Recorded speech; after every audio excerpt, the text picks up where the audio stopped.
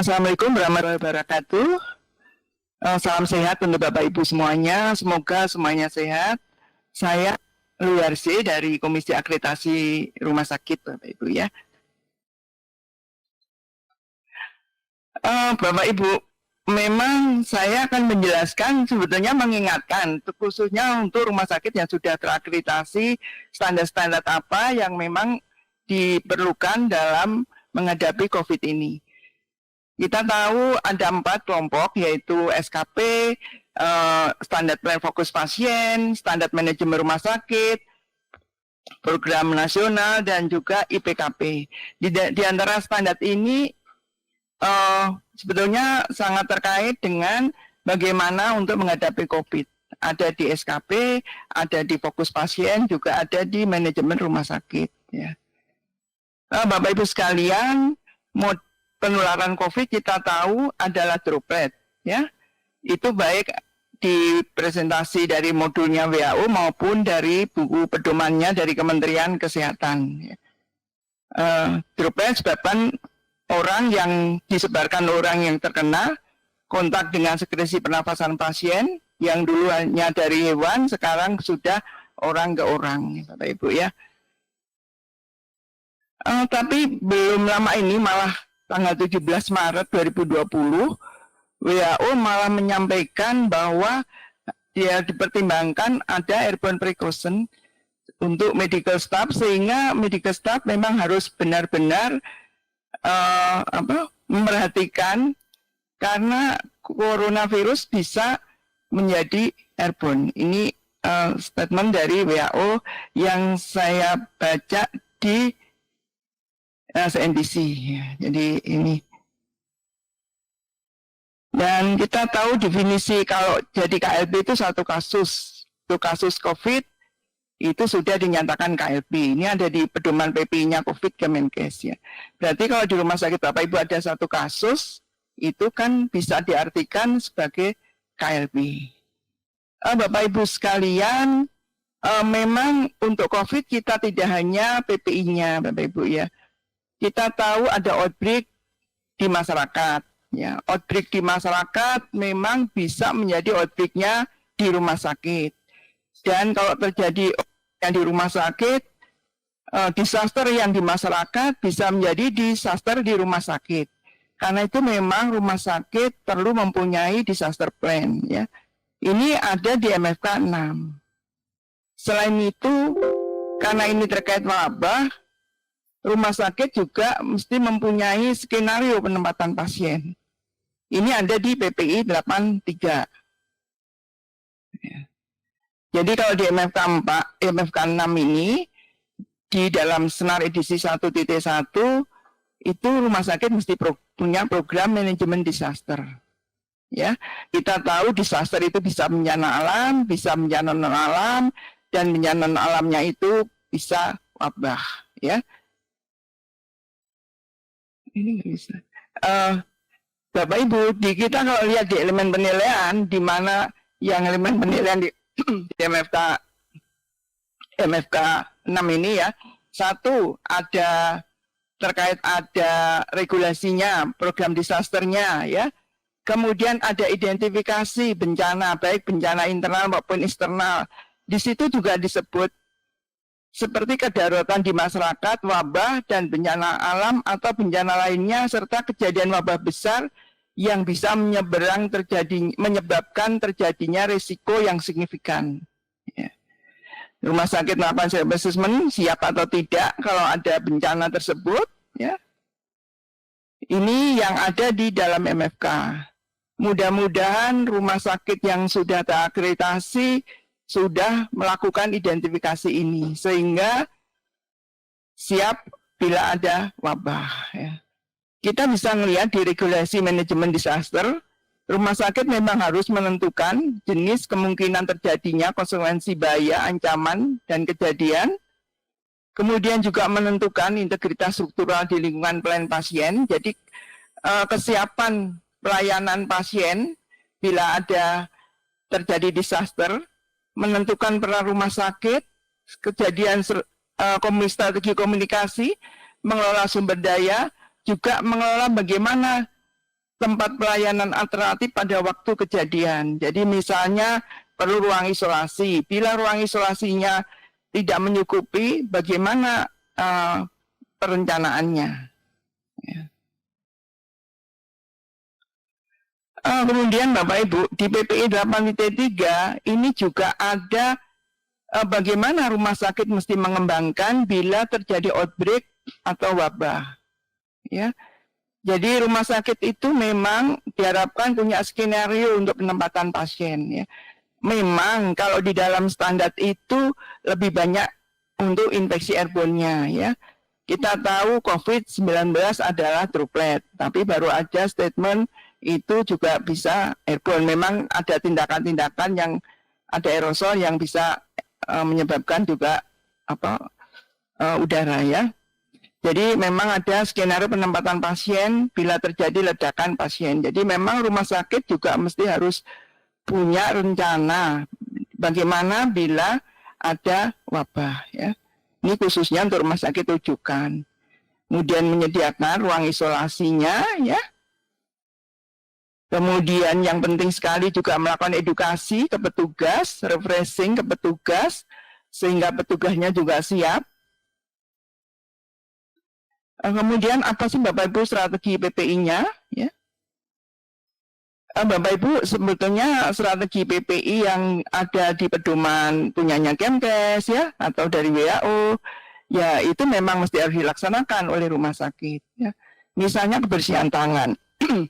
Untuk kebersihan tangan memang di dalam standar kan sudah diatur SKP 5 di EP 1, 2, 3, 4, 5, 6-nya.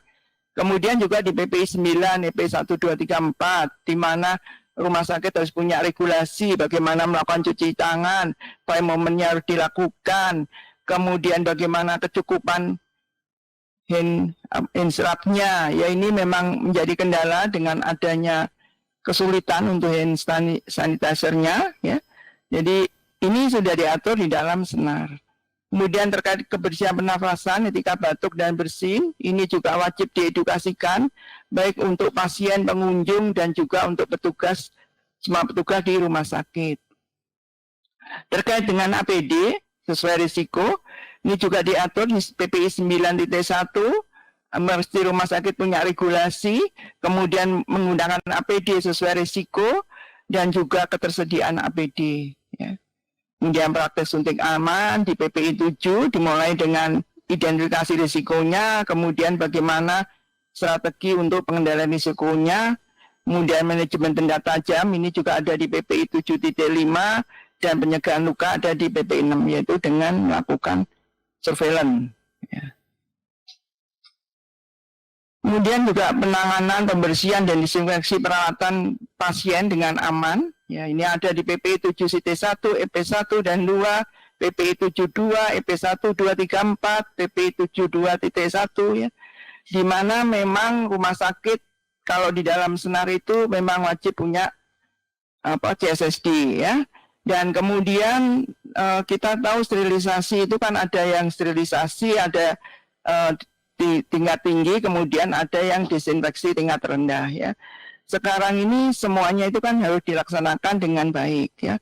Bagaimana ambulan disterilisasi, disinfeksi ya, permukaan lingkungan itu mesti bagaimana dilakukan disinfeksi, itu kan semuanya harus dilakukan dengan baik dan juga seragam. Itu semuanya ada di standar-standar tersebut. Termasuk membersihkan lingkungan. Membersihkan lingkungan itu masuk di dalam program PPI bahwa memang rumah sakit harus punya program terkait dengan kebersihan lingkungan ya. Kemudian terkait dengan penanganan dan penyucian linen yang sudah dipakai dengan aman ya.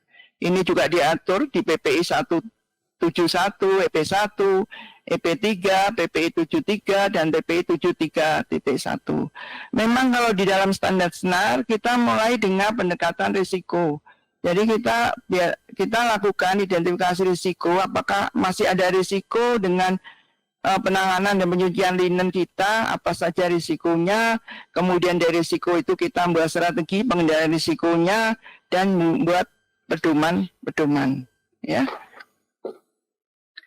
Kemudian juga pengelolaan limbah, ya ini juga diatur di PPI 7.4, 741, PPI 7.5 ya. Jadi limbah ada yang swakelola, mungkin ada yang outsourcing ya atau KSO dengan pihak lainnya, itu juga diatur bagaimana harus milih untuk outsourcing, itu harus ada sertifikasi mutunya dan lain sebagainya. Jadi itu diatur di dalam Senar Indonesia 1. Nggak bisa ini ya. Ya. Bapak Ibu, kalau PPI-nya sebetulnya adalah ini ya. Ada program PPI. Di dalam program PPI ini juga ada terkait program keselamatan dan kesehatan kerja. Ya. Jadi memang Bapak Ibu di era COVID ini diharapkan juga semua tenaga di rumah sakit, baik tenaga kesehatan maupun tenaga non kesehatan juga tetap menjalankan apa-apa yang digariskan di K3-nya. Ya. Kemudian juga ada isolasi, ya, kewaspadaan standar, kewaspadaan transmisi, ada sanitasi, ya, ada sterilisasi laundry, dan juga ada IKRA, dan juga ada surveillance. Bapak Ibu, program PPI-nya ini memang harus didukung oleh komite atau tim PPI, dan ini komite atau tim PPI diharapkan dapat sangat berperan di dalam eranya COVID ini. Kemudian efisien diharapkan tidak hanya untuk keperluan akreditasi saja, tapi diharapkan berperan betul-betul memantau bagaimana kepatuhan rumah sakit terhadap penggunaan APD, hand hygiene, juga terkait dengan penempatan pasien ya. Jadi juga terkait dengan yang lainnya, mesti misalnya sterilisasi, disinfeksi dan lain sebagainya. Program ini perlu didukung oleh Diklat. Memang Diklat di dalam PPI adalah staf rumah sakit, pasien, pengunjung, dan juga mahasiswa praktek ya. Pasien memang perlu dilakukan edukasi, dan ini juga diatur sebetulnya link ke MKI ya. Selain itu perlu ada dukungan anggaran, APD, desinfektan, Diklat, dan juga pemeriksaan kuman ya. Jadi memang sekarang penggunaan APD dengan desinfektan mungkin meningkat dengan tajam, karena dulu APD lebih banyak digunakan oleh staf medis atau staf klinis, tapi sekarang saya lihat di rumah sakit kan mulai satpam juga sudah menggunakan APD atau masker ya. Jadi memang direktur rumah sakit juga mesti mempertimbangkan dengan adanya kelangkaan APD, desinfektan ini bagaimana agar pegawai rumah sakit atau semua staf klinis dan non klinis terlindungi terhadap virus COVID tersebut.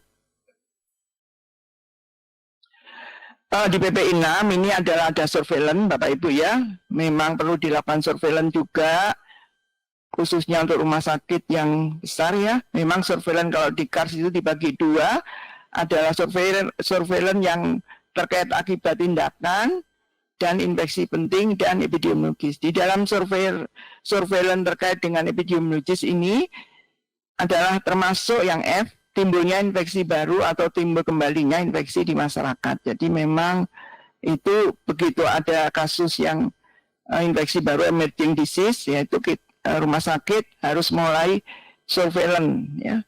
Jadi harus mulai surveillance screening pada waktu pasien masuk ya. Yang kedua, memastikan identifikasi awal dan pengendalian sumber ya. Ini memang menggunakan triase klinis ya di fasilitas yang kes atau rumah sakit. Kalau ini rumah sakit, tujuan melakukan identifikasi dini pasien yang mengalami infeksi pernapasan akut untuk mencegah transmisi patogen ke tenaga kesehatan dan pasien. Di KARS itu ada RK1, 1.1, 1.2 Bapak Ibu ya. Jadi memang selain PPI, ya deteksi dini pasien masuk itu juga sangat diperlukan, dan ini diatur di dalam standar. Ini slide-nya Pak Joti ya, di IGD apa saja yang mesti dilakukan ya. Kalau kita lihat di IGD itu ada triase, ada screening, ada AMA, delay of treatment, dilema etik, penanganan harta benda, dan lain sebagainya, sampai untuk terminal ya, Bapak Ibu ya, dan juga pengaduan. Ini juga kalau admisi apa saja ya. Bapak Ibu, ini juga slide-nya Dr. Joti di mana ada checklist screening COVID-19. Ini contoh Bapak Ibu ya. Mungkin rumah sakit yang berpotensi ada pasien ya dilakukan screening seperti ini. Ya. Di PAP 3 ini juga diatur Bapak Ibu bahwa rumah sakit harus menetapkan regulasi bahwa asuhan pasien risiko tinggi dan pemberian pelayanan risiko tinggi diberikan berdasar atas panduan praktek klinis dan peraturan perundangan. Ya. Kita tahu pasien risiko tinggi kalau di dalam senar edisi 1.1 termasuk adalah pasien dengan penyakit menular. Ya, Bapak Ibu. Itu termasuk pasien risiko tinggi sehingga ada khusus untuk diperhatikan oleh staf klinis dan juga lansia, apalagi lansia dengan COVID sekarang kan risikonya tinggi. Ya. Selain itu, jadi ada pasien risiko tinggi, tapi ada pasien yang akan menerima pelayanan risiko tinggi. Di sini juga termasuk juga penyakit menular ya. Walaupun ada yang dialisis, kemoterapi, radiasi ya. Karena pasien yang risiko tinggi ini berpotensi terjadinya risiko ya. Misalnya kalau dialisis kan bisa berpotensi terjadinya infeksi ya. Selain itu untuk risiko tinggi juga terkait dengan penggunaan ventilator pada pasien ya. Jadi kita tahu di COVID-19 ini risikonya terjadi pneumonia sangat tinggi dan kalau terjadi gagal nafas dengan ventilator dan ini juga bisa terjadi infeksi karena penggunaan ventilator bila PPI-nya tidak jalan dengan baik ya. Bapak Ibu, di dalam strateginya dari WHO atau dari Kementerian Kesehatan itu juga perlu menerapkan pengendalian administratif Bapak Ibu ya. Jadi diharapkan rumah sakit juga punya regulasi untuk screening, triase ya, yang itu diatur di ARK 1, EP1, ARK 1.1, EP1, ARK 1.2, EP1, regulasi hygiene yang saya percaya rumah sakit sudah membuat. Kemudian regulasi penggunaan APD berdasarkan risiko, itu juga saya percaya rumah sakit juga sudah membuat. Kemudian juga regulasi proses identifikasi pasien risiko tinggi dan pelayan risiko tinggi yang ada di PAP 3 EP1 dan regulasi penempatan pasien ini yang diminta di PPI 8, 8.1, 8.2 dan 8.3. Di mana bagaimana penempatan pasien dengan penyakit airborne, dengan penyakit infeksi airborne, penyedia ruangan isolasi tekanan negatif dengan ventilasi mekanis atau alami, penempatan pasien di unit-unit pelayanan rumah sakit termasuk di IGD. Jadi kalau ada pasien airborne di IGD, ditempatkannya di mana sebelum masuk ke rawat nginap atau masuk atau dirujuk. Jadi ini tempat penempatan sementaranya. Kemudian juga penanganan dan transfer pasien dengan penyakit infeksi airborne, mulai pasien masuk rumah sakit sampai pasien pulang dan meninggal. Dan untuk COVID, transfer pasien ini kan diharapkan minimal ya. Karena itu diharapkan kan radiologinya yang jalan ya, tapi bukan pasiennya yang ditransfer. Termasuk juga prosedur kunjungan pasien ya. Ya, apakah kunjungan dibatasi ataukah malah dilarang, itu ya disesuaikan dengan kondisi dari pasien dan rumah sakitnya. Tapi regulasi ini harus ada, Bapak Ibu. Dan saya lihat juga rumah sakit sudah membatasi kunjungan untuk pasien. Ya. Kemudian juga penyedia ruangan untuk penempatan pasien yang imunosupresi ya. Penanganan penyakit pasien, regulasi yang harus diatur juga terkait penempatan pasien kalau untuk imunosupresi udah ya sama ini ya. Kemudian 4, memang menerapkan langkah-langkah pencegahan tambahan empiris atas kasus pasien dalam pengawasan dan konfirmasi. Jadi ada kewaspadaan kontak dan juga droplet ya. Kemudian batasin atau larang pengunjung pasien, ini juga mesti dimasuk di dalam regulasi di PPI 8 EP1. Kemudian juga kewaspadaan airborne pada prosedur yang menimbulkan aerosol seperti intubasi trakea, ventilasi non-invasif, tracheostomi, restorasi jantung paru, ventilasi manual sebelum intubasi, dan bronkoskopi. Ya, jadi yang B ini yang APD-nya harus sesuai dengan resiko. Ya. Bapak Ibu, mungkin di akhir kata ya, memang kita dengan melaksanakan senar edisi 1.1 diharapkan dapat mendorong rumah sakit mematuhi peraturan perundangan dan standar profesi. Standar dan elemen penilaian dalam senar edisi 1.1 khususnya di bab PPI diharapkan dapat meningkatkan kepatuhan rumah sakit dalam menangani COVID-19 khususnya terkait dengan pencegahan dan pengendalian infeksinya. Dan dengan menerapkan senar diharapkan mutu dan keselamatan pasien juga meningkat. Dan dengan melaksanakan PPI tidak hanya petugas yang terlindungi, tapi juga pasien, petugas, dan juga pengunjung. Oh, nggak bisa ya? Bapak Ibu sekalian, kita tahu di dalam senar itu ada standar dan sekarang sudah yang pergunakan adalah edisi 1.1 ya, yang berlaku mulai 1 Januari. Kemudian ada instrumen, ya, yang instrumennya juga sudah 1.1, ya. Dan Bapak Ibu mohon mengingatkan saja bila dalam melaksanakan atau menerapkan standar, mohon ingat SEMIA, yaitu mohon dibaca, dipahami, diimplementasikan, dan dimonitoring kepatuhannya terkait standar. Jangan lupa baca standar, elemen penilaian, maksud dan tujuan, dan juga instrumen, dan juga acuan atau pedoman-pedoman dan peraturan perundangan. Untuk COVID, Kementerian Kesehatan sudah mengeluarkan pedoman PPI untuk COVID, ya. Kemudian terkait K3-nya, saya lihat juga sudah ada banyak berseliweran, ya. Dan akhirnya saya ucapkan terima kasih atas perhatiannya Bapak Ibu, dan marilah kita bersatu melawan corona. Terima kasih. Wassalamualaikum warahmatullahi wabarakatuh.